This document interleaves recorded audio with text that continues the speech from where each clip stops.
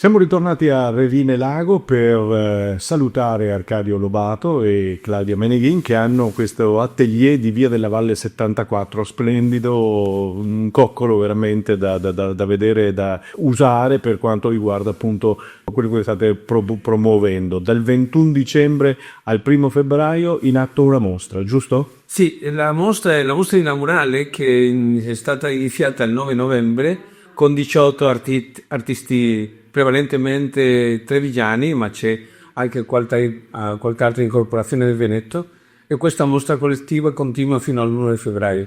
Nel frattempo si è inserita la mostra del presepio di Arcadio Lobato, cosiddetto, dove faccio intervenire anche dei miei allievi sono costituite donne che sono già del livello professionale, quindi più che alunne possiamo parlare di colleghe, che hanno letto delle piccole opere per far durante il periodo natalizio questo presepio che dal 2017 si svolge.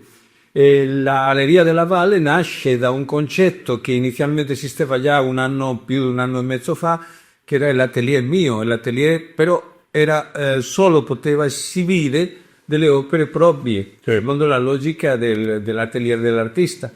Invece quello che abbiamo fatto negli ultimi mesi è un cambio di uso per creare una vera e propria galleria, la Galleria della Valle. È la Galleria della Valle che tenderà naturalmente a selezionare e a proporre maestri, come dicevi, colleghi in questo caso. Ne avevamo già parlato di questi colleghi, di questi amici che ti danno una mano e portano in questa bellissima località questi quadri.